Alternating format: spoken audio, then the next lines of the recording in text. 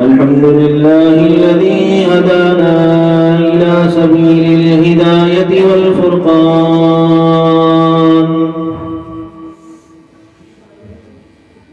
إلى سبيل الهداية والعرفان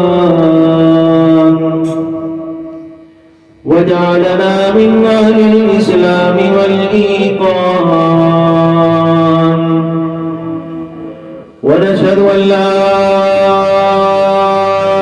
إله إلا الله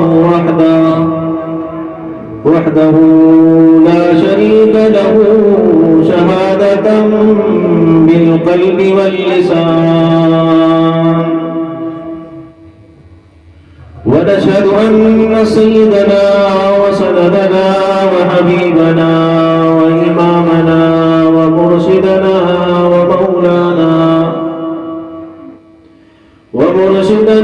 ومولانا ومخدومنا وشفيعنا وكريمنا وأفضلنا وأكملنا وأجملنا وحبيب ربنا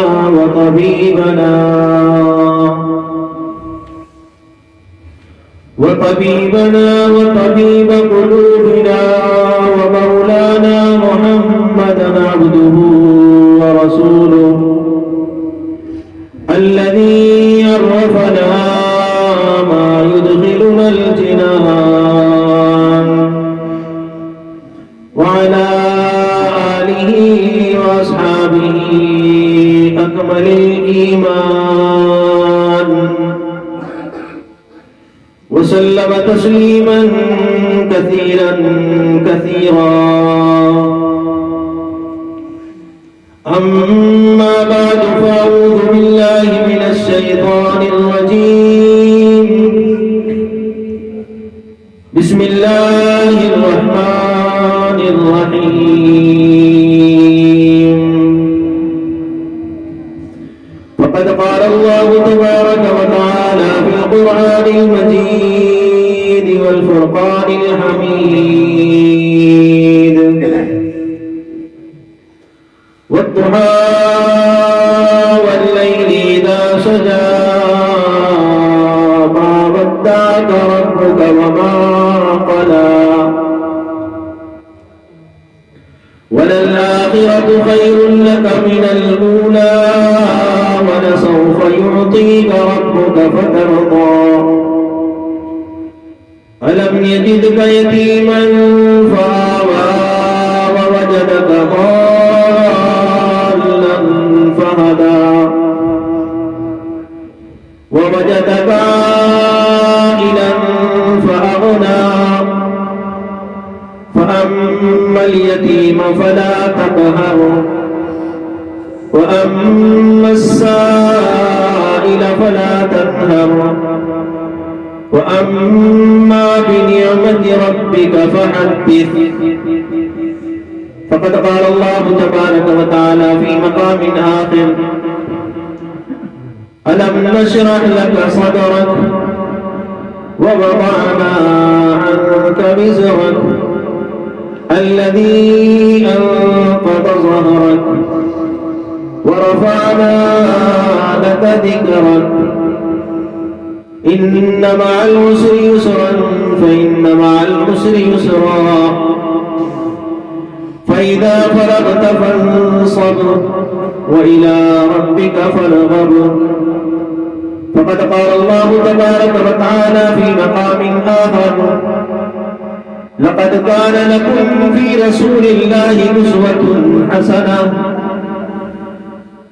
فقد قال الله تبارك وتعالى في مقام آخر محمد رسول الله والذين معه أشداء على الكفار رحماء بينهم تراهم ركعا سجدا يبتغون فضلا من الله ورضوانا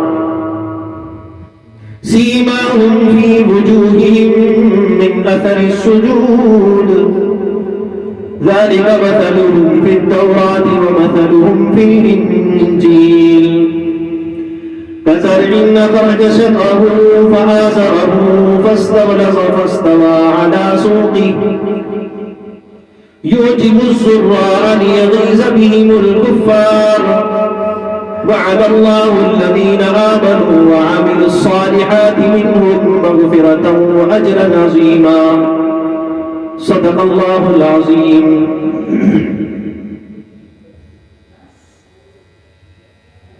کسی نے پوچھا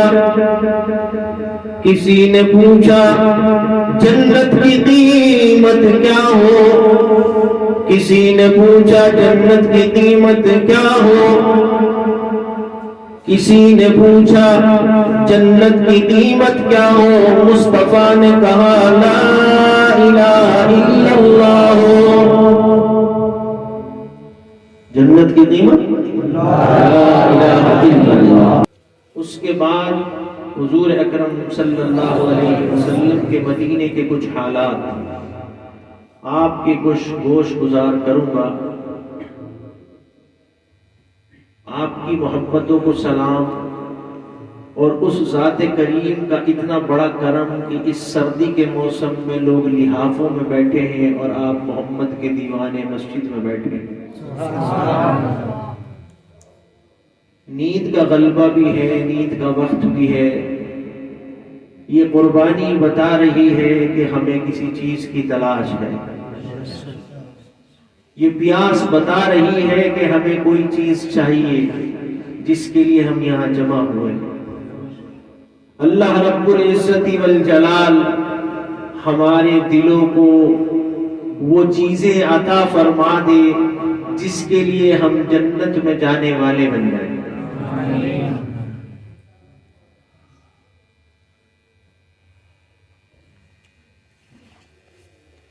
آپ کا یہاں آنا، آپ کی محبتوں کا اظہار، آپ نے جو یہ بزم سجائی ہے،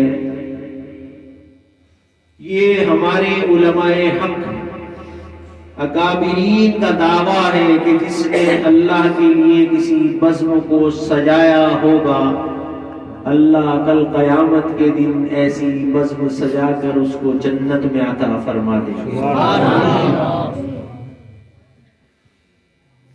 دنیا کی محفلیں تو سب سجاتے ہیں، شراب کے اڈے تو سب سجاتے ہیں، جوئے کے اڈے تو سب سجاتے ہیں، بلکہ ہم ہی نہیں، اس میں تو سرکاریں بھی حصہ لیتی ہیں. یہی محفل ایک ایسی ہے جس کو محمد کے دیوانے سجاتے ہیں.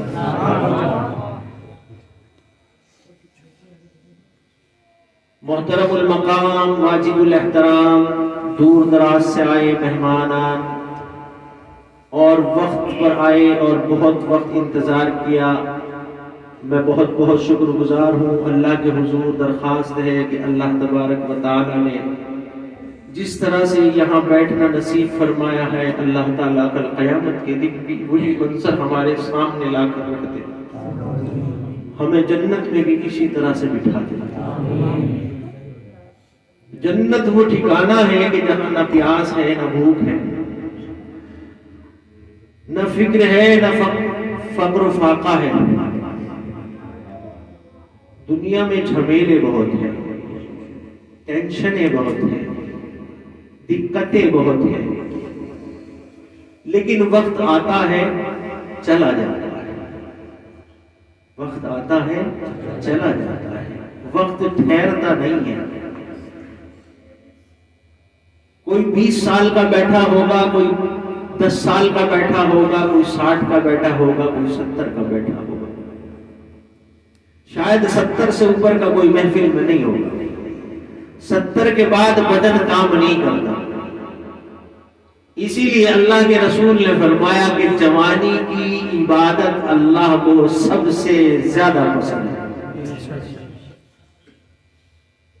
بڑھاپے میں جب تو نہ بیوی کے کام کا رہا، نہ بچوں کے کام کا رہا، نہ پڑوسیوں کے کام کا رہا، نہ نوکری کا رہا، اب تو چلا ہے مسجد میں سجدہ کرنے، گویا سمجھ رہا ہے کہ اب میری ضرورت اللہ کو ہے. اللہ کو تیری ضرورت اس وقت تھی جب تیرے اندر خون گرم تھا، تیرے اندر شہوت اٹھا کرتی تھی، تیرے اندر گناہ کرنے کی رغبت تھی، تیرے پاس سامان بھی تھا، پیسے بھی تھے، وقت بھی تھا۔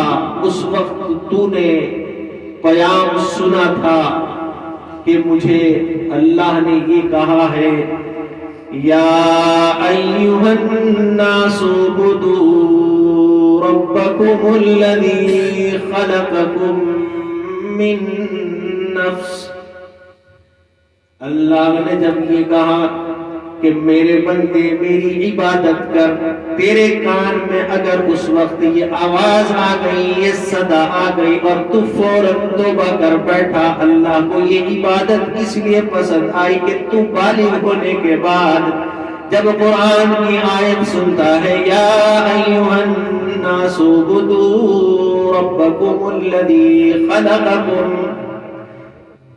تو کس کی عبادت کرے گا؟ اسی کی عبادت کرے گا جس نے تجھے پیدا کیا۔ پیدا کرنے کے بعد اب تجھے 15 سال کا کر دیا، اب تو بالغ ہو گیا، تیرے اوپر نماز بھی فرض، اب تیرے اوپر روزہ بھی فرض، اب تیرے اوپر ماں باپ کے حقوق بھی فرض، اب تیرے اوپر ساری کی ساری چیزیں فرض ہو گئی۔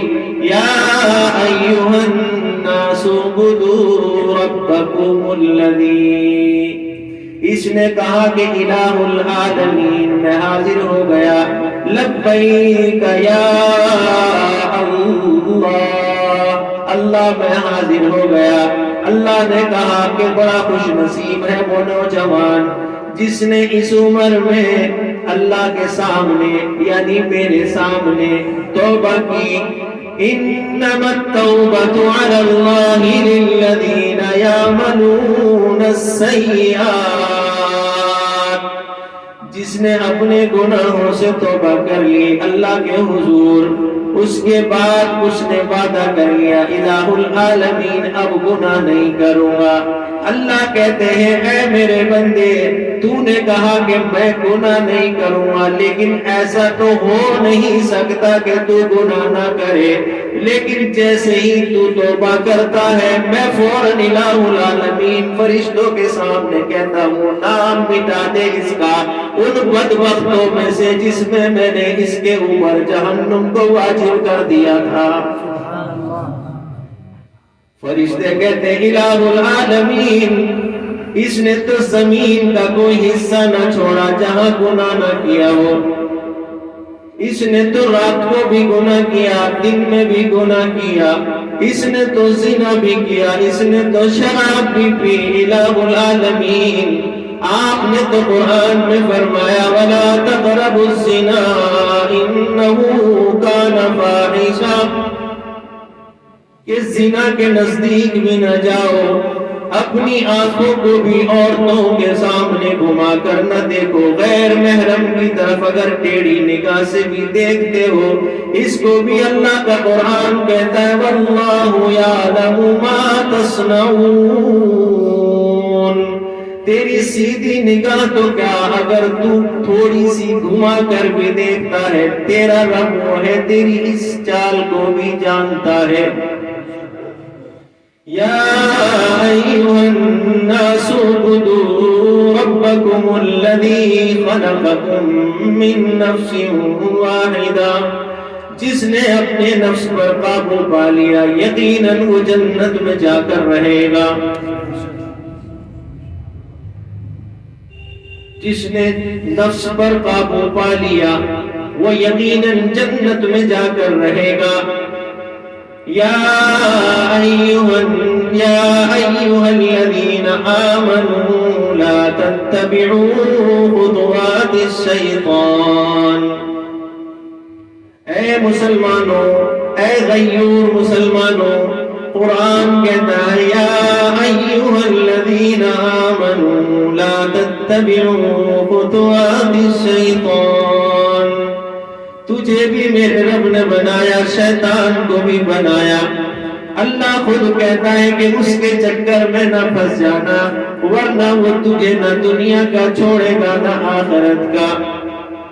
میری اولاد، میں اپنی اولاد کو سمجھاتا ہوں، آپ کی بھی ماشاءاللہ اولاد ہوگی، آپ کا بھی کوئی بھائی ہوگا، آپ کی بھی بہن ہوگی، آپ بھی کہتے ہوں گے بھیا بیٹا فلاں جگہ نہ جانا، وہ جگہ خراب ہے، فلاں دوست سے نہ ملنا، وہ تمہیں بگاڑ کے رکھ دے گا، تمہاری ساری زندگی کو تباہ کرا دے گا۔ اگر وہ اولاد نہ مانے، اللہ کی قسم بتاؤ ماں باپ پر کیا گزرتی ہوگی؟ گزرتی ہوگی ماں باپ پر جب گزرتی ہوگی، اس رحمان پر کیا گزرتی ہوگی جس نے کہا یا ایھا الذین آمنوا لا تتبعوا خطوات الشیطان، اے میرا کلمہ پڑھنے والوں، مجھے احکم الحاکمین ماننے والوں، مجھے اللہ کہنے والوں، مجھے خالق اور مالک کہنے والوں، یا ایھا الذین آمنوا لا تتبعوا خطوات الشیطان، تم نے مجھے رب جو مان لیا، اب میرا مشورہ یہ ہے کہ شیطان تو راندہ ہوا، شیطان تو میں نے بھگا دیا، دفع کر دیا، جنت میں رہنے والے کو دفع کر دیا۔ اے مومنو، اے مسلمانوں، یا ایھا الذین آمنوا لا تتبعوا خطوات الشیطان، اس کے چکر میں نہ پھنس جانا، ورنہ وہ تمہیں مجھ سے دور کر کے رکھ دے گا، وہ تمہارا کھلا ہوا دشمن ہے۔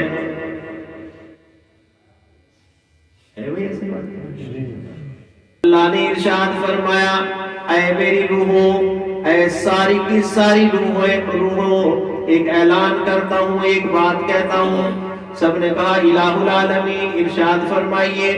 فرمایا وَإِذْ أَخَذَ اللَّهُ مِيثَاقَ النَّبِيِّينَ لَمَا آتَيْتُكُم مِّن کتاب، میں ایک اعلان کرتا ہوں، ایک بات کہتا ہوں کہ جب تمہارے سامنے میں اپنے پیغمبر کو بھیجوں گا، میں اپنے نبی کو بھیجوں گا، تمہیں یہ کام دوں گا کہ تمہیں اس کی مدد بھی کرنی ہوگی، اس کی نصرت بھی کرنی ہوگی۔ ابھی ساری روحیں موجود ہیں، سب کی روحیں ہیں۔ کیا اعلان ہو رہا کہ سب کو ایک نبی بھیجوں گا، تم سب کے سب اس کی تعریف کرو گے، اس کی مدد کرو گے، اس کی نصرت کرو گے، اس کی پیروی کرو گے، اس کے آنے کی خبر دو گے، اس کے دین کی باتیں بتلاؤ گے۔ یہ اعلان کون کر رہا ہے؟ اللہ سبحانہ و تعالی کر رہے ہیں۔ ساری روحوں کو جمع کر کے سارے کے سارے انبیاء اکرام علیہ السلام کی روحیں بھی موجود۔ سب نے کہا کہ الہ العالمین نصرت کو بھی تیار، مدد کو بھی تیار، بتائیے کرنا کیا ہے؟ کون ہے وہ نبی؟ کون ہے وہ نبی؟ کتنا پیارا نبی ہوگا کہ جس کو ساری کی ساری روحوں کو سامنے بٹھا کر، جس کا تذکرہ خود اللہ تبارک و تعالی آسمانوں پر کر رہے ہوں گے۔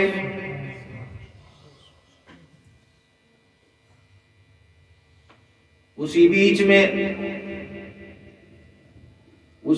میں اعلان ہوتا ہے قالوا بلا شہدنا، یہاں ہم اس بات کی گواہی دیں گے الہ العالمین آپ بالکل سچی بات کہہ رہے ہیں، ہم اس کے ساتھ رہیں گے، وہ جیسا کہے گا اس کی بات مانیں گے۔ قالوا بلا شہدنا، اللہ نے کہا کہ ٹھیک، سب کی بات، جب سب نے کہا لبیک، ہم اس کی بات مانیں گے اور اس کی پیروی کریں گے۔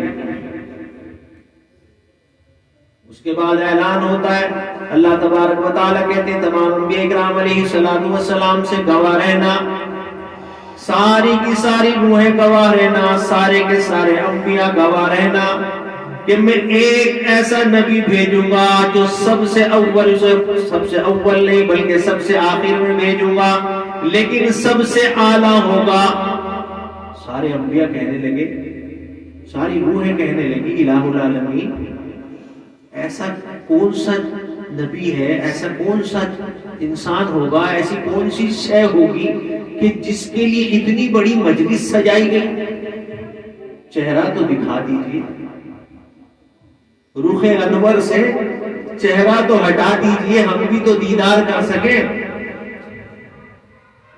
حضرت آدم علیہ السلام نے جیسے ہی نظر اٹھائی تو سب سے پہلے دیکھا کہ محمد الرسول اللہ صلی اللہ علیہ وسلم لکھا نظر آیا۔ آپ یہ دیکھو گے اللہ نے فرمایا کہ جب اذان پڑھو گے اللہ اکبر کہو گے تو اشہد ان محمد الرسول اللہ بھی کہو گے، تکبیر کہو گے اللہ اکبر، تکبیر میں بھی اشہد ان محمد الرسول اللہ کہو گے۔ فرمایا جہاں میرا نام آئے گا میرے نبی تیرا بھی نام وہی آئے گا۔ کلمہ پڑھو گے لا الہ الا اللہ، فرمایا تجھے الگ نہیں کر سکتا محمد الرسول اللہ۔ جس نے لا الہ الا اللہ پڑھا محمد الرسول اللہ نہ کہا مکمل مسلمان نہ ہوا، کافر ہی رہ کر مرے گا۔ میرے نبی کا تذکرہ کہاں ہو رہا ہے؟ آسمانوں پہ ہو رہا۔ زمین کا فرش بچھا دیا گیا، آسمان سجا دیا گیا، انبیاء اکرام علیہم السلام کو ترتیب وار دنیا میں لایا گیا۔ 1,24,000 1,39,000 کم و بیش انبیاء اکرام علیہ السلام زمین پر مبعوث ہوئے۔ سب نے ایک ہی دعوت دی لا الہ الا اللہ۔ آخر کا حصہ بدلتا تھا، شروع کا حصہ یہی رہتا تھا، کہیں رہتا تھا لا الہ الا اللہ ابراہیم خلیل اللہ، لا الہ الا اللہ اسماعیل ذبیح اللہ، لا الہ الا اللہ آدم صفی اللہ، لا الہ الا اللہ محمد الرسول اللہ۔ حضور اکرم صلی اللہ علیہ وسلم ابھی دنیا میں تشریف نہیں لائے ہیں۔ 1,39,000 کم و بیش انبیاء اکرام علیہم السلام دنیا میں تشریف آئے، اپنا کام کر کر چلے گئے، دعوت دے کر چلے گئے، راستہ ہموار کر کر چلے گئے، بتلا گئے، اور یہاں تک کہہ گئے عیسیٰ نے کہا الہ العالمین زندگی عطا نہ فرما، نبی نہ بنا، مجھے دنیا میں نہ بھیج، مجھے اس وقت بھیجنا جب رسول اللہ تیرا نبی ہوگا، میں اس کا امتی ہوں گا۔ سبحان اللہ۔ اب دیکھو تمہارا مقام کیا، میرا مقام کیا، زمین کے اوپر رہنے والوں کا مقام کیا۔ انبیاء اکرام علیہ السلام نبی بننے کو تیار نہیں، زمین پہ آنے کو تیار نہیں، کہتے الہ العالمین محمد الرسول اللہ کا امتی بنا دینا۔ بتاؤ ہم نے کون سی اپلیکیشن لگائی، ہم نے اللہ سے کون سی درخواست کی کہ الہ العالمین محمد الرسول اللہ کی امت میں پیدا فرما دینا۔ یہ اس کا کتنا بڑا کرم ہو گیا کہ بغیر مانگے محمد الرسول اللہ عطا فرما دیا ہے۔ اور اگر اتنی قیمتی چیز مل کر بھی آدمی جنت میں نہ جائے تو پھر کیسا ہوگا، کیسا لگے گا؟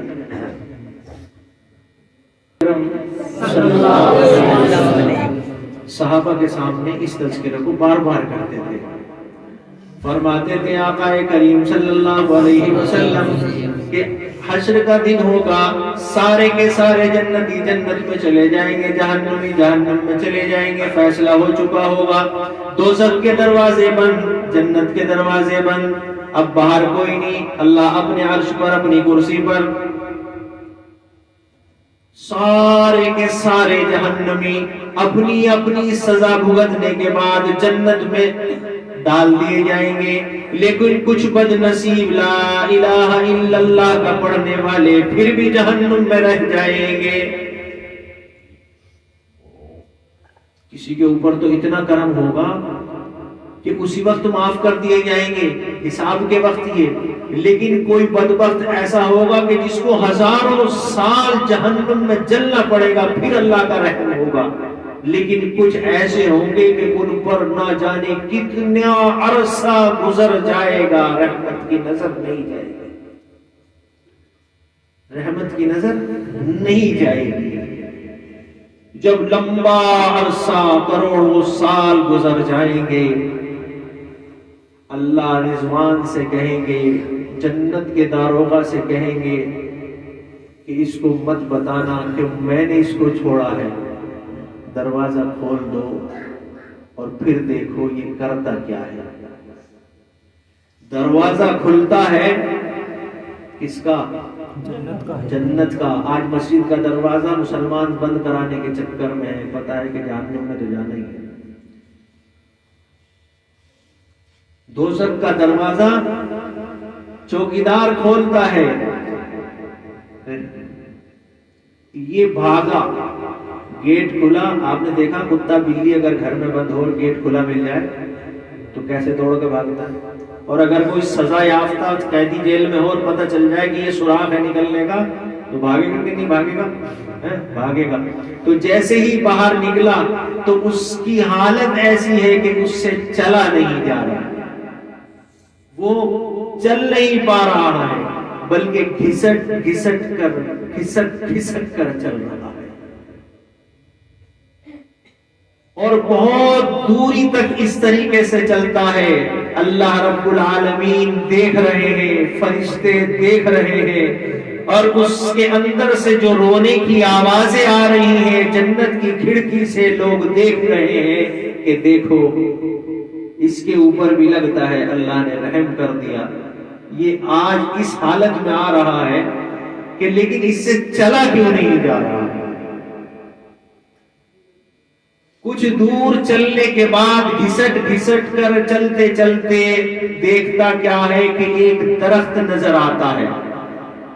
حضور بہت ہنستے تھے اس واقعے کو سناتے ہوئے۔ ایک پیڑ نظر آتا ہے، فوراً کہتا ہے الہ العالمین پیاس لگی ہے، جہنم کی گرمی برداشت سے باہر ہو چکی تھی اور میرا بدن آج بھی اتنا جل رہا ہے، مجھے سایہ عطا فرما دو، مجھے سایہ عطا فرما دو۔ اللہ نے کہا کہ میں نے تجھے، آواز آئی غیب سے کہ اے میرے بندے، تجھے میں نے جہنم سے نجات دے دی، کیا تو اس پر صبر نہیں کر سکتا؟ جہنم سے نکلنا یہ کتنی بڑی بات ہے، جہنم سے نکال دیا اور پھر بھی تجھے صبر نہیں، اب درخت کے نیچے آنے کی مانگ کر رہا ہے۔ اللہ کو معلوم ہے کہ یہ اب کیا کہنے والا ہے۔ اللہ سے کہا کہ الہ العالمین بس میری یہ دعا ہے، قبول فرما لے۔ اللہ نے کہا کہ ٹھیک ہے میرے بندے، میں نے قبول تو کرنی ہے، لیکن بس یہ بتا یہ آخری ہوگی یا اس کے بعد بھی کچھ مانگے گا؟ یہ آخری ہے، اس کے بعد بھی کچھ مانگے گا؟ کہنے لگا بس آخری ہے، یہ دے دو، کچھ نہیں مانگوں گا۔ الہ العالمین نے کہا کہ جاؤ درخت کے پاس پہنچ جاؤ، اجازت ہے۔ درخت کے نیچے آ کر بیٹھ گئے۔ جہنم کی شدت بدن میں اتنی ہے کہ پیاس نہیں بجھ رہی ہے، سکون اس پیڑ سے نہیں مل رہا ہے۔ نظر دوڑائی، دیکھا ایک درخت اور نظر آیا جو زیادہ گھنا اور سایہ دار تھا۔ حضور اس شخص نے، اس جہنم سے نکلنے والے نے کہا الہ العالمین یہاں سکون نہیں مل رہا ہے، اس پیڑ کے نیچے سایہ عطا فرما دیجیے۔ اور کھسکتے کھسکتے پیڑ کے نزدیک ہو جاتا ہے۔ اللہ نے کہا کہ اے میرے بندے، جہنم سے نکالا، آپ نے کہا کہ میں کچھ اور نہیں مانگوں گا، ایک درخت کا سایہ دے دیا، پھر کہا تھا کہ کچھ اور نہیں مانگوں گا، پھر اب دوسرے درخت کے سائے کے چکر میں پھر پڑا، پھر مانگ رہا۔ کہنے لگا الہ العالمین بس آخری درخواست ہے، اس کے بعد کچھ نہیں مانگوں گا۔ اللہ کو معلوم تھا، معلوم ہے نا اللہ کو، اللہ کو معلوم ہے۔ اللہ نے کہا کہ ٹھیک ہے، پہنچا دیا گیا۔ دوسرا درخت پار ہو گیا، تیسرا درخت آ گیا۔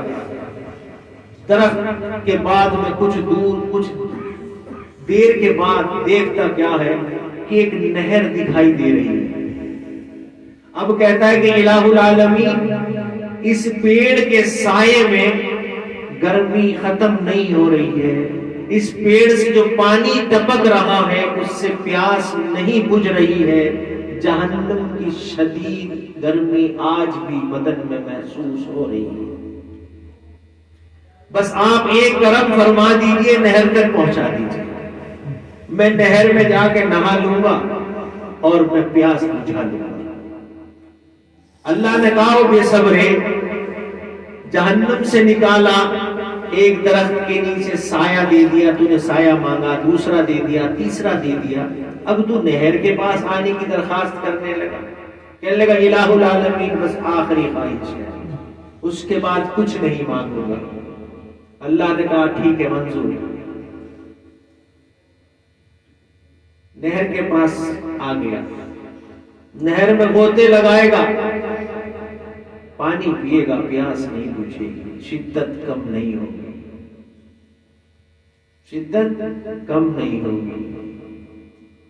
کچھ دیر کے بعد اللہ کہیں گے دروغہ جنت سے کہ جنت کی ہلکی سی کھڑکی کھول دو.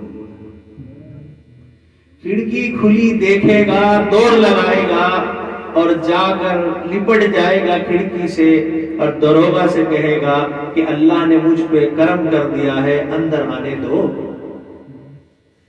اللہ نے مجھ پر کرم کر دیا ہے، اندر آنے دو. دروغہ کہے گا کہ اجازت نہیں ہے، اجازت صرف کھڑکی کھولنے کی تھی، اندر آنے کی نہیں. اب کہتا ہے الہ العالمین یہ تو بڑی اچھی جگہ ہے، یہ تو بڑا اچھا ٹھکانہ ہے، کتنے مزے مار رہے ہیں لوگ باغ، میاں پراٹھے انڈے چل رہے ہیں اندر.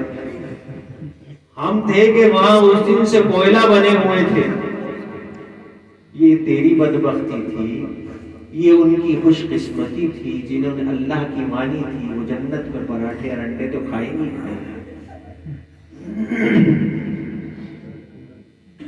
اب صاحب ہو اللہ کہیں گے رضوان جنت سے کہ گیٹ کھول دیا جائے. گیٹ کھول دیا جائے گا، اس کو اندر داخلہ مل جائے گا. اندر داخل ہونے کے بعد اللہ کہیں گے اس سے ساری نعمتوں کو چھپا لو، اس کے سامنے نعمت جنت کی نہیں آنی چاہیے. اب بھائی آپ کی تھالی میں مرغا رکھا ہو اور میں چٹنی کھا رہا ہوں، بتاؤ میرے منہ سے پانی آئے گا کہ نہیں آئے گا؟ اور جبکہ میں بھوکا بھی ہوں اور پیاسا بھی ہوں، بھوکا پیاسا ہوں اور مرغے رکھے ہوئے ہیں، بریانی ہے، لیکن میری تھالی خالی ہے، میرے پاس تو دسترخوان بھی نہیں ہے. الہ العالمین سے کہے گا الہ العالمین اس کمرے میں تو ٹھنڈک بہت ہے، وہ شدت تو ختم ہو گئی گرمی کی. جنت میں جاتے ہی ٹینشنیں ساری ختم. اور جو جہنم میں جائیں گے نہیں ان کو تو ٹینشن ہوگا، پتہ ہی کچھ نہیں. یہ تو اس کی بات ہے جو ٹینشنوں سے نکل کر آیا. الہ العالمین نہر سے پیاس نہیں بجھی، نہا کر پیاس نہیں بجھی، اس میں داخل ہوتے ہی یہ سارا معاملہ تو ہو گیا ختم. اللہ نے کہا تو پھر کیا کرو؟ کہنے لگے الہ العالمین یہ جو اور کچھ کھا رہے ہیں نا، تو اگر اتنا نہیں مل سکتا ان کے بچی کی ہڈی وڈی دے دو جس سے کہ میں چوس لوں بیٹھ کر. مال نہیں مل سکتا تو ہڈی مل جائے. کتے کو گوشت کون ڈالتا ہے؟ ہڈی تو ڈالتے ہیں سارے کے سارے. دیکھا کسی کو گوشت خرید کر 200 روپے کلو کا کتے کو کھلاتے ہوئے؟ ہڈی ڈالتے. تو کہہ رہا ہے کہ میں ان کا بچہ ہی کھا لوں گا. اللہ نے کہا کہ یہ نعمت کم ہے کہ تجھے وہاں سے یہاں تک پہنچا دیا، تجھے جنت عطا فرما دی، تو اب کیا چاہیے تجھے؟ کہنے لگے الہ العالمین دیکھو اس کا اتنا بڑا محل، اس کا اتنا بڑا بنگلہ، دیکھو اس کے پاس اتنی خوبصورت حور. اب وہ حوروں کو دیکھے گا، اس کے پاس حور، اس کے پاس تو 70 ہیں، اس کے پاس تو 40 دکھ رہی ہیں اس کو لیکن مل نہیں رہی ہے. اب وہ پریشان ہے. کہے گا الہ العالمین جب یہاں تک پہنچا دیا تو سب کچھ عطا فرما دیا. کریم ذات کی کریم دیکھو. اللہ کے رسول صحابہ سے کہتے تھے کہ دیکھو انسان کتنا ناشکرا ہے، دنیا میں ساری نعمتیں ملتی ہیں، ایک کے بعد ایک، ایک کے بعد ایک، ایک کے بعد ایک، سب کو بھولتا جاتا ہے، آگے کی تمنا کرتا ہے، خالق کو بھول جاتا ہے، خالق کی ساری باتوں کو بھول جاتا ہے، اپنے کام اللہ سے نکلواتا رہتا ہے، اللہ کا کام کرتا ہے۔ فرماتے ہیں کہ اللہ اعلان کریں گے، دروگا سے کہیں گے کہ پردہ تجلی ہٹا دو۔ پردہ تجلی ہٹے گا تو جس وقت اس کے سامنے محل ہوگا، اللہ کے رسول فرماتے ہیں کہ اللہ اس کو ایسا محل عطا فرمائیں گے کہ دنیا میں اس کے اندر 5 لاکھ آدمی رہ سکتے ہیں اور ساری کی ساری نعمتیں عطا فرما دیتے ہیں، لیکن پھر یوں کہتا ہے الہ العالمین اس کے پاس تو اتنا بڑا ہے۔ یہاں کیا ہوتا ہے؟ یہاں بھی تو یہی ہوتا ہے، دوسرے کی تھالی سے جل رہا ہے، دوسرے کے کھائے سے جل رہا ہے، تجھے کتنا ملا اس کی تجھے پرواہ نہیں کرنا۔ اللہ کہیں گے کم ہے، ابھی ایک آدمی رہنا ہے، اس میں رہ سکتے ہیں 5 لاکھ آدمی، کہاں سے لاوے گا 4,99,999؟ ابھی ہے نا، وہ وہاں بھی کام کرے گی، ابھی وہاں بھی کام کرے گی، اور جن کی یہاں کام کر رہی ہیں تو یہ اسی ٹھکانے پر جائیں گے جہاں سے وہ نکل کر آیا تھا۔ تو اللہ سے عرض کرے گا الہ العالمین کرم فرما دیجئے، بس اتنا ہی عطا فرما دیجئے جتنا سب کو دیا ہے، جتنا سب کو دیا ہے اتنا ہی عطا فرما دیجئے۔ اللہ کہیں گے کہ اچھا ابھی بھی صبر نہیں آیا، دروغہ سے کہیں گے کہ سارے پردے ہٹا دیے جائیں، اللہ کے رسول فرماتے ہیں کہ اس کا اس وقت کا جو محل ہوگا 7 زمین اور 7 آسمان سے بڑا محل اللہ اس کو عطا فرماتے ہیں۔ یہ اللہ کی کریمی ہے، ہمیں کتنے نہ یہاں صبر نہ وہاں صبر کریں گے، صبر کا پھل کہتے ہیں کہ میٹھا ہوتا ہے۔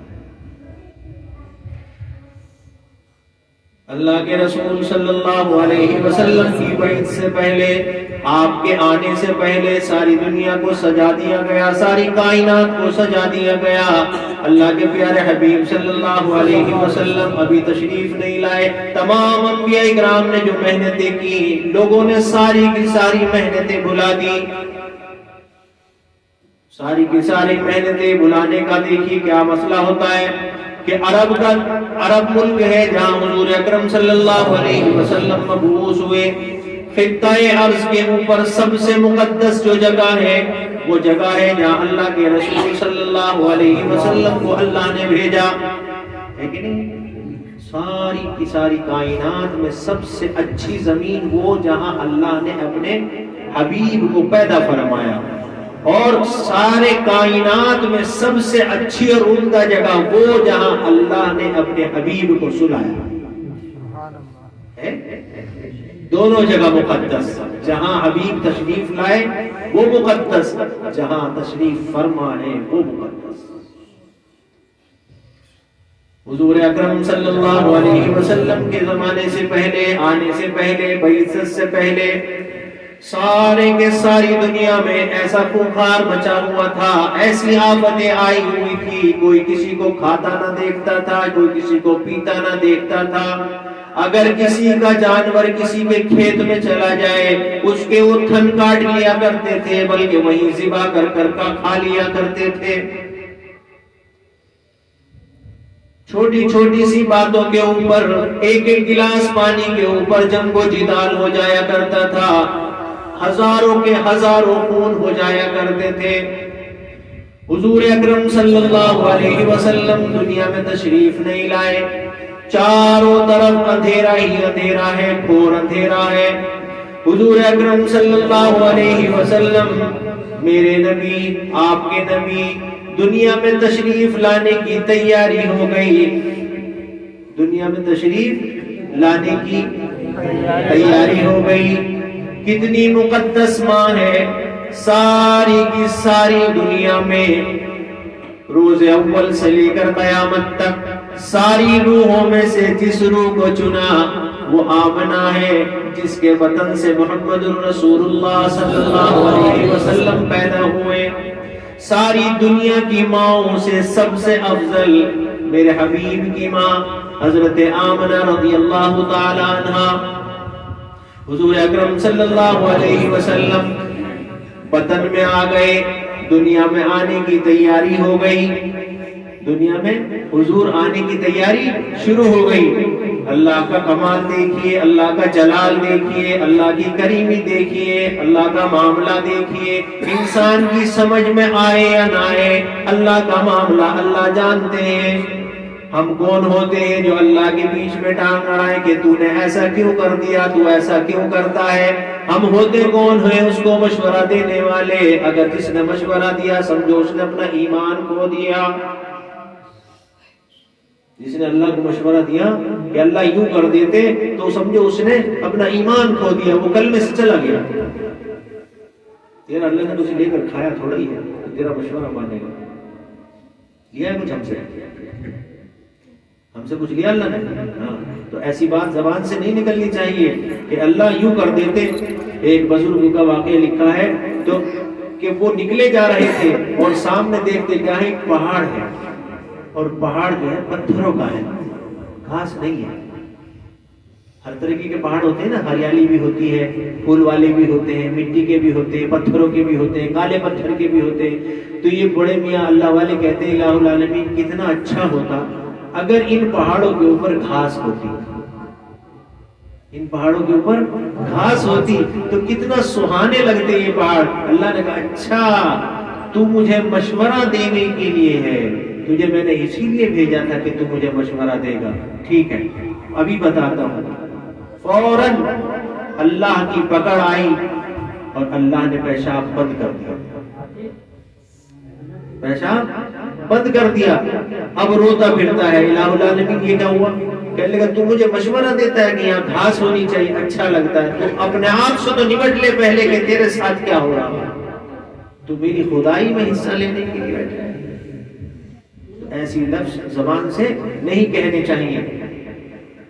اللہ کے رسول صلی اللہ علیہ وسلم بطن مبارک میں آ گئے، آمنہ کے پیٹ میں آ گئے، منتشر نہ ہو، ادھر ادھر گڑبڑ ہو رہی ہے، توجہ رکھو۔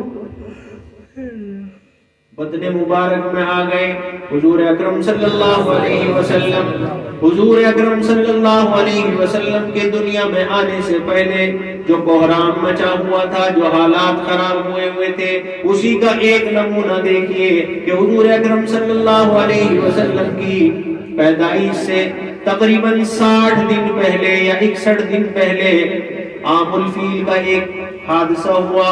الم تر کیف فعل ربک باصحاب الفیل، ایک ہاتھی والی جماعت آئی، ابرہہ لشکر لے کر آ گیا، ابرہہ لشکر لے کر آیا بیت اللہ کو ڈھانے کے لیے، بیت اللہ کو گرانے کے لیے۔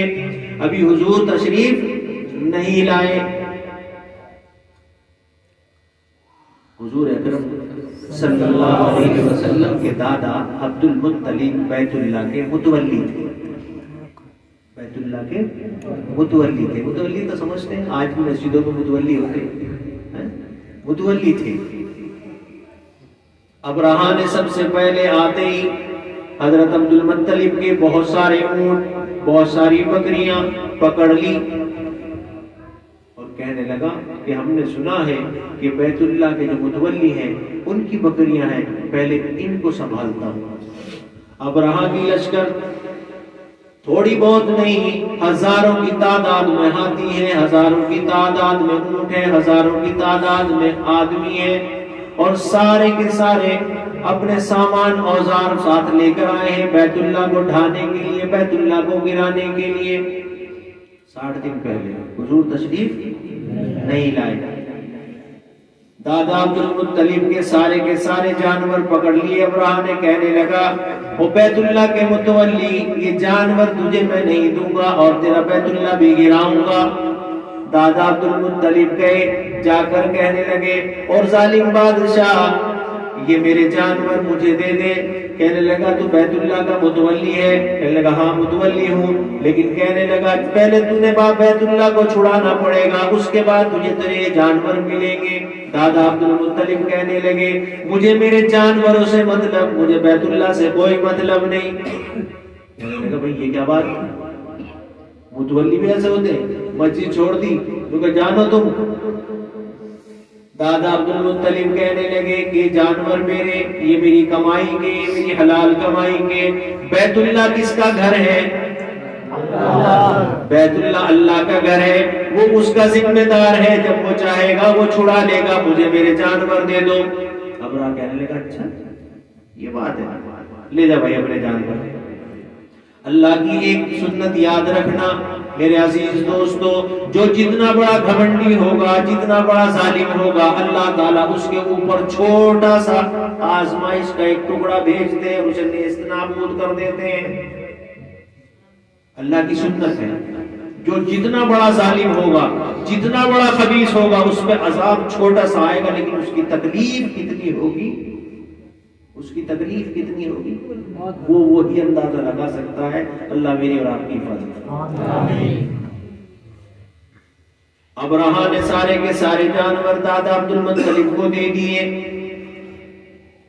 اور حضرت عبد المطلب سارے جانور لے کر آ گئے. اب بیت اللہ کی طرف بڑھ جاتا ہے ابرہا سارے کے سارے ہاتھیوں کو لے کر, اسی لیے کہا الم تر کیف فعل ربک باصحاب الفیل الم یجعل کیدہم فی تضلیل وارسل علیہم طیرا ابابیل. اتنے بڑے ہاتھی کو, اتنے بڑے جانور کو, ایک آدھ نہیں ہزاروں جانور, ہزاروں ہاتھی, اور ہاتھیوں کے اوپر سارا لاؤ لشکر, سارے انسان بیٹھے ہوئے. کس لیے آئے ہیں بھائی؟ بیت اللہ کو گرانے کے لیے. ألم تر كيف فعل ربك بأصحاب الفيل ألم يجعل كيدهم في تضليل وأرسل عليهم طيرا أبابيل.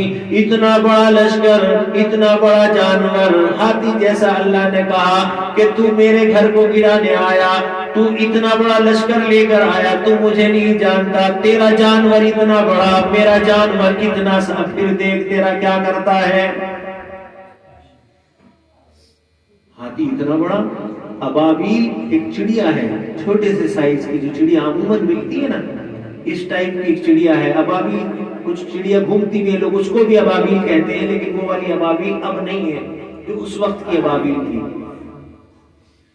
تو ابابیل کو حکم ہو گیا الم تر کیف فعل ربک باصحاب الفیل الم یجعل کیدہم فی تضلیل وارسل علیہم طیرا ابابیل ترمیہم بحجارۃ من سجیل. اے میرے پرندوں, اے چھوٹے سے جانوروں, تم بتاؤ میرے کام آؤ گے کہ نہیں آؤ گے؟ کہنے لگے لبیک. اللہ بتائیے کیا کام؟ کہنے لگے بس چھوٹی چھوٹی سی کم کری, اپنے چھوٹے چھوٹے پنجوں میں اٹھا لو. اللہ پھر کیا کرنا ہے؟ بولے کرنا کچھ نہیں, بیت اللہ پہ ایک دشمن آیا ہوا ہے, میرے گھر کو گرانا چاہتا ہے. کہنے لگی چڑیا اللہ اتنی چھوٹی سی کنکری سے اتنے بڑے جانور کا ہم کیا کریں گے؟ کیسے مریں گے؟ کتنی بڑی ہوتی ہے, اس کے پنجہ کتنا بڑا ہوتا ہے, کتنی بڑی پتھری آئے گی, کتنی بڑی کنکر آئے گی, کتنی بڑی آئے گی؟ 2-4 کلو کا تو پتھر نہیں آیا ہوگا. ارے بھائی گرام بھی نہیں آیا ہوگا, کیونکہ وہ اگر زیادہ اٹھائے گی تو بیچاری اڑ نہیں پاتی. اللہ نے کہا کہ اے ابابیل تیرا کام صرف پتھر لے جانا, تیرا کام صرف وہاں سے نیچے پھینک دینا. الہ العالمین پتھر تو پھینک دیں گے, لیکن ہوگا کیا؟ کہنے لگے کچھ نہیں, وہ میں جانتا ہوں, اور پھر دنیا دیکھے گی. طیرن ابابیل کیا ہوا؟ الم یجعل کیدہم فی تضلیل وارسل علیہم طیرا ابابیل ترمیہم بحجارۃ من سجیل فجعلہم کعصف مأکول، ارے ہم نے ایسے ویسے نہیں مارا، ہم نے ان کے دو دو ٹکڑے نہیں کیے، ہم نے ان کے جانور نہیں مارے، ہم نے ان کو نہیں مارا، بلکہ اللہ کا قرآن کہتا ہے ہم نے ان کو ایسے مارا کہ جیسا بھوسا بن گیا ہو۔ بھوسا بنایا، بھوسا کس نے؟ کنکری کی طاقت دیکھو، اور اتنے بڑے جانور کا بھوسا بننا، سمجھ نہیں آتی کہ اللہ کی قدرت ہے کہ کچھ اور نہیں ہے، اللہ کی قدرت ہے کچھ اور نہیں ہے۔ عام الفیل کا وقت گزر چکا، بیت اللہ بچ چکا، اس کو ڈھانے والے ختم ہو گئے، نہ جانے کتنے لوگوں نے سر اٹھایا کہ بیت اللہ کو گرائیں گے، اللہ کے گھر کو گرائیں گے، اللہ کی قسم اللہ نے ان کو ہی گرا دیا۔ نہ جانے کتنے سر اٹھے ہیں اور اٹھتے رہیں گے، لیکن یہ تو ہماری بدعمالیاں جو ہماری مسجدوں پر حملے ہوتے ہیں یا ہماری مسجدیں جو ہیں گڑبڑ ہو رہی ہے، یہ ہماری بدعمالیوں کا معاملہ ہے، لیکن اللہ کی رحمت آج بھی ان جگہوں پر موجود ہے تو یہاں بھی موجود، کیونکہ اگر ان کا کرم نہ ہوتا، اللہ کی قسم مجھے اور آپ کو سانس نہ آ رہا ہوتا۔ پہلی امتوں میں انسان گناہ کرتا تھا، اللہ تبارک و تعالیٰ کی یہ سنت تھی، یہ ضابطہ تھا، یہ شریعت تھی کہ جو گناہ کرتا اس کی شکل خنزیر کی بنا دی جائے، جیسا گناہ کرتا تھا اس کی شکل و صورت کو ویسا ہی بنا دیا جاتا تھا۔ کوئی کتے کی شکل میں گھومتا تھا، کوئی خنزیر کی شکل میں گھومتا تھا، لوگوں کو پتہ چل جایا کرتا تھا اس نے زنا کیا، اس نے شراب پی، اس نے ماں کا کہنا نہیں مانا، اس نے جھوٹ بولا، یہ غیبت کرتا ہے، یہ حسد کرنے والا ہے، پتہ چل جایا کرتا تھا۔ لیکن میرے نبی کے صدقے حضور نے کہا الہ العالمین میری امت پر رحم کر دینا، میری امت کے ساتھ یہ معاملہ نہ کرنا، میرے اوپر جیسے آپ نے محبت لٹائی ہے، جیسے مجھے آپ نے اپنا پیارا بنایا ہے، میرے امتی کو بھی ایسا ہی پیارا بنا کے رکھنا۔ الہ العالمین فرمایا ہاں جی الہ العالمین یہ کام کرنا، میرے امتی اگر گناہ کریں کسی کے سامنے ظاہر نہ ہو دے دینا۔ پھر کیا کروں؟ الہ العالمین الہ العالمین ایسا بھی وقت آئے گا کہ دین کے اوپر چلنا بڑا مشکل ہو جائے گا، اس وقت میرا امتی جب تیرے کلمے کی بلند کرنے کے لیے اپنی جانوں کو دے گا، الہ العالمین اس وجہ سے اتنی مہربانی فرما دیجئے گا کہ پوری امت کے اوپر ایسا معاملہ کر دینا، ہر امتی کے ساتھ ایسا معاملہ کر دینا کہ وہ چاہے کتنے بھی گناہ کر لے، اگر آ کر آپ کے سامنے یوں کہہ دے الہ العالمین معاف کر دیجئے، آپ اللہ معاف کر دینا، اللہ نے کہا میرے سونے میں فوراً کہہ دوں گا کہ میں نے معاف کر دیا ہے۔ یہ نبی کا صدقہ ہے جو بیٹھے ہیں، یہ نبی کا صدقہ ہے جو سانس لے رہے ہیں، یہ میرے سونے کا صدقہ ہے جو ہمیں زندگی ملی ہے، یہ میرے سونے کا صدقہ ہے کہ ہمیں امتی بنایا ہے، بنایا ہے۔ جہاں ساری دنیا کا شکر ادا کرتا ہے کہ اللہ تو نے فیکٹری دی، تو نے مکان دیا، تو نے پیسے دیے، تو نے گاڑی دی، تو نے ساری دولت دی، تو نے اولاد دی، تو نے کار دی، تو نے بنگلہ دیا، ساری چیزوں پر کہتا ہے اللہ تیرا شکر۔ اللہ کی قسم علماء لکھتے ہیں کہ کبھی کبھی اس بات کا شکریہ بھی ادا کر لیا کر الہ العالمین تو نے ہمیں کلمے والے بنا دیا ہے، اس بات کا شکریہ ادا کر لیا کرو کہ اللہ تو نے ہمیں کلمے والے بنایا ہے۔ اگر کلمہ نہ ہوتا کیا ہوتا؟ جہنم میں رہتے، ساری عمر جہنم میں رہنا پڑتا، ہوتا نہیں۔ تو جہاں مال کا شکریہ ادا کرتے ہیں وہیں کلمے کا شکریہ بھی ادا کریں کہ الہ العالمین شکر گزار ہیں آپ کے، آپ نے ہمیں کلمہ نصیب فرمایا۔ اللہ کلمے والی موت بھی نصیب فرما دے، اللہ کلمے والی موت بھی نصیب فرما دے۔ حضور اکرم صلی اللہ علیہ وسلم کے امتیوں سنو، آج کا مسلمان حضور کے زمانے کا کافر، دیکھنا اس واقعے سے آپ کو اندازہ ہوگا کہ برابر ہے کہ نہیں۔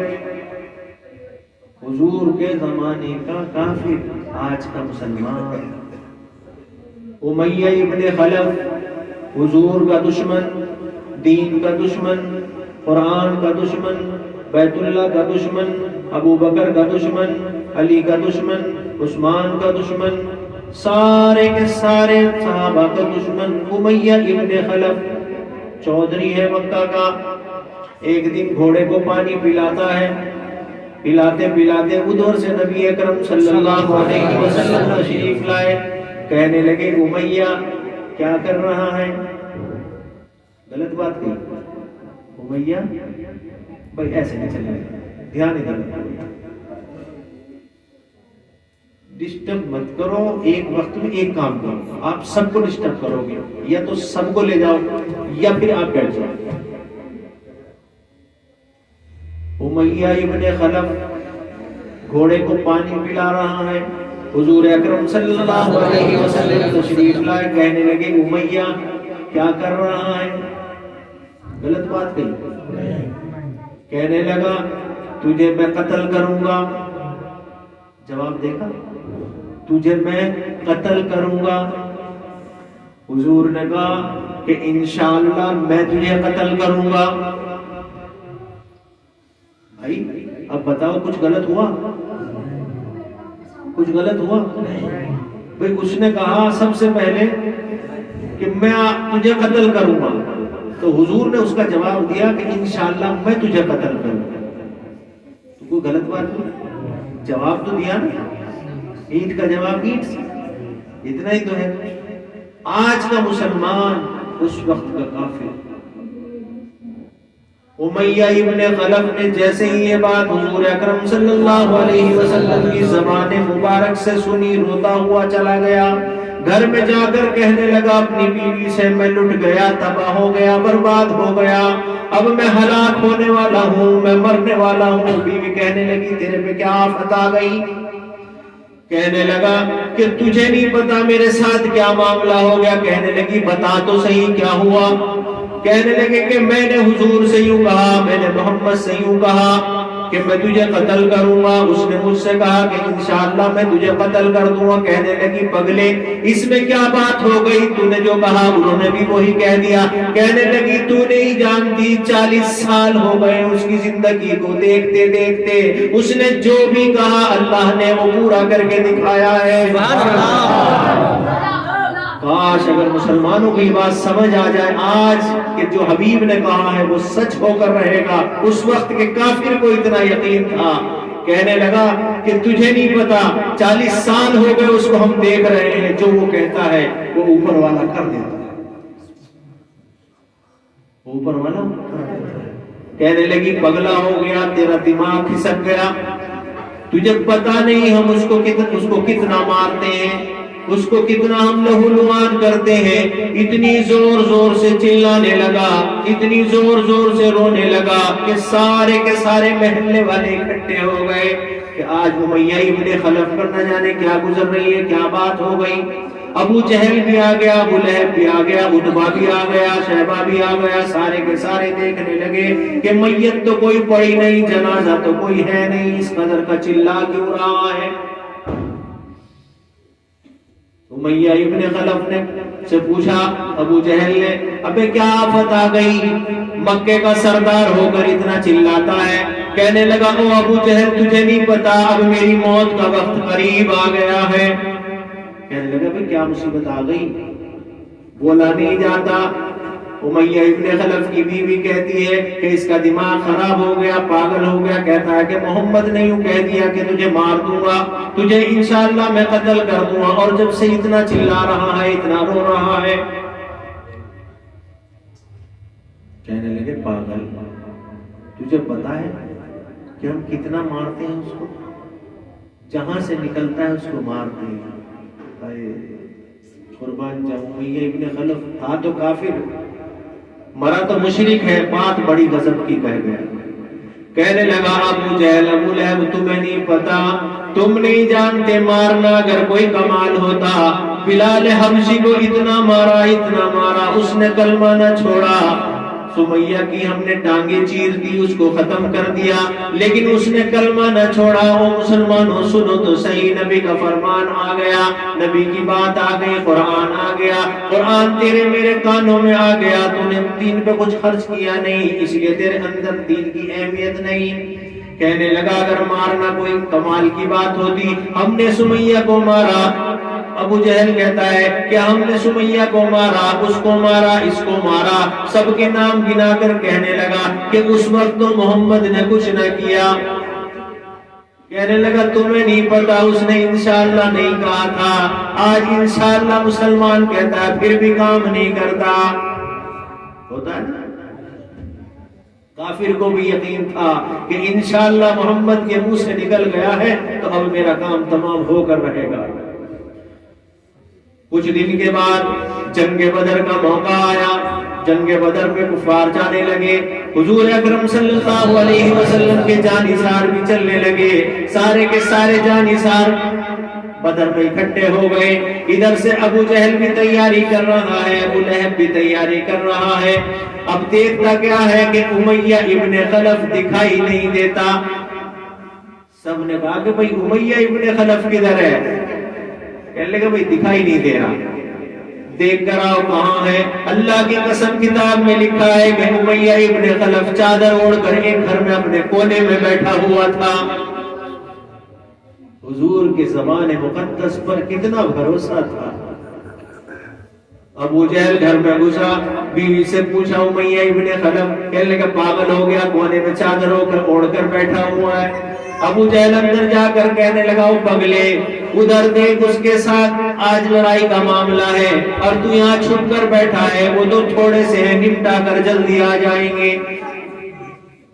امیہ ابن خلف کہتا ہے کہ تجھے نہیں پتا، میں نہیں جاؤں گا چاہے کچھ بھی ہو جائے، اور اگر تم مجھے لے گئے یقین ہے یقین ہے یقین ہے محمد الرسول اللہ کے ہاتھوں میں قتل ہو جاؤں گا۔ اب معاملہ بن گیا زیادہ سخت، سارے کے سارے سردار اکٹھے ہو گئے، سب کہہ رہے ہیں کہ بھئی چل نہیں جاتا۔ جیسا آج مسلمان نماز کو نہیں آتا نا، ایسے ہی وہ کفار اس وقت نہیں آ رہا تھا، وہ مشرک نہیں آ رہا تھا، جیسا آج مسلمان مسجد میں آنے کو تیار نہیں۔ اس کی گردن یہاں کٹتی ہے، اس کی گردن وہاں کٹ رہی تھی۔ ابو جہل، ابو لہب دونوں نے کہا اس کی بیوی سے لا اپنی چوڑی لا۔ ابو لہب نے چوڑی لی امیہ ابن خلف کی بیوی سے اور کہا اپنا ہاتھ آگے کر لے، چوڑی پہن لے، عورت بن جا۔ اتنی شرم کی بات ہے، شرم کی بات نہیں، آدمی کو چوڑی پہنائی جائے، شرم ہے کہ نہیں؟ ابو لہب کہنے لگا او بے شرم باہر نکل، جب نہ آیا پھر بھی تو امیہ ابن خلف کی بیوی سے کہا ابو لہب نے لا اس کا اپنا دوپٹہ دے، اسے دوپٹہ اڑاؤ، اسے پوری عورت بناؤ، کیونکہ عورت تو جنگ میں جاتی نہیں۔ امیہ ابن خلف کے اوپر دوپٹہ ڈال دیا گیا، چوڑی ہاتھ میں ڈالنے کی کوشش کی گئی لیکن مرد کا ہاتھ موٹا ہوتا ہے، چوڑی نہیں گئی۔ اب اس کے بعد ابو جہل گھسیٹ کر پار لاتا ہے، یہ دھاڑے مار مار کر روتا ہے، اپنی بیوی سے کہتا ہے تو یقین کر نہ کر ابو جہل، تو یقین کر نہ کر، میں جا تو ضرور رہا ہوں لیکن میں زندہ واپس نہیں آؤں گا۔ جنگ بدر کا معرکہ شروع ہو گیا، پہنچ گئے جنگ بدر میں، جنگ شروع ہو گئی۔ جنگ کے بیچ میں جنگ ہوتے ہوتے حضرت بلال رضی اللہ تعالی عنہ نے آ کر رسول اللہ صلی اللہ علیہ وسلم سے کہا کہ یا رسول اللہ امیہ ابن خلف میرے ہتھے چڑھنے والا ہے، کیا ختم کر دوں، قتل کر دوں؟ اللہ کے رسول نے کہا نہیں، اس کا سودا میرے ساتھ ہوا ہے، تجھے مارنے کی ضرورت نہیں ہے، اس کا سودا میرے ساتھ طے ہے، جس کا سودا جس کے ساتھ طے ہے وہ کرے گا اس کام کو۔ کچھ دیر کے بعد حضرت عمر رضی اللہ تعالیٰ عنہ تشریف لائے، یا رسول اللہ امیہ ابن خلف کو میں ختم کر دوں؟ اللہ کے حبیب نے فرمایا نہیں، اس کا سودا میرے ساتھ طے ہے۔ دونوں نے چھوڑ دیا۔ اللہ اکبر کبیرہ، اللہ اکبر کبیرہ۔ میرے نبی آخر الزمان صلی اللہ علیہ وسلم کی شان دیکھو، معجزہ دیکھو۔ میرے نبی نے کسی کو قتل نہیں کیا پوری زندگی میں، کیونکہ اگر نبی قتل کر دیتا ساری کی ساری دنیا یوں کہتے کہ نبی تو انسانوں کو قتل بھی کرتا ہے، نبی تو رحمت ہوتا ہے، زحمت نہیں ہوتا۔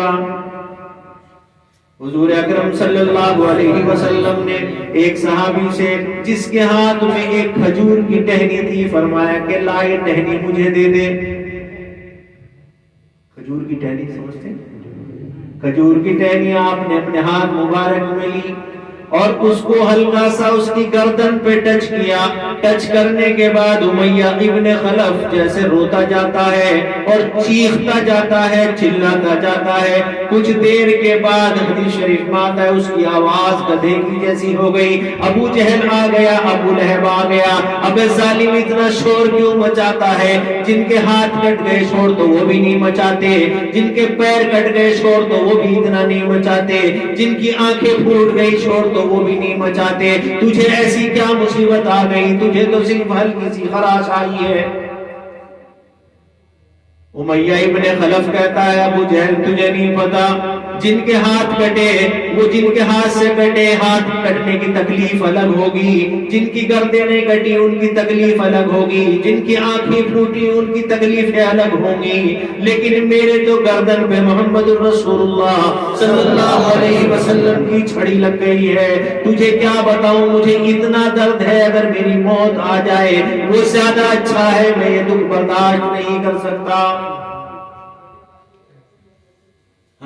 اب شرم دلائی جا رہی اسے، بے غیرت اتنا شور مچا رہا. کوئی کہہ رہا ابے تو سردار ہے مکہ کا، تو اتنا چلا رہا، بے غیرت ہو گیا، شرم نہیں آ رہی.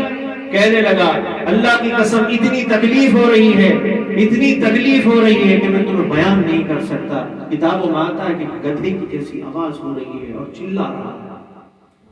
اور اسی اسنا میں کچھ دیر کے بعد ختم ہو جاتا ہے، جہنم میں چلا جاتا ہے. تو اب کہتا ہے آخر میں کیا کہتا ہے مرتے مرتے، ابو جہل میں نے تجھے کہا تھا کہ محمد الرسول اللہ نے کہا تھا کہ میں تجھے قتل کروں گا، وہ بات سچی ہوئی کہ نہیں؟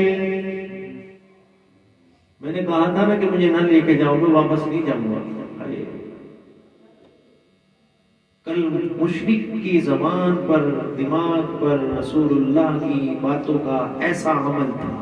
ٹھیک ہے انہوں نے کلمہ نہیں پڑھا تھا، لیکن یہ بتاؤ کہ ان کا یہ تقاضا کیا کہتا ہے کہ حضور کی زبان پر ان کو کتنا بھروسہ تھا.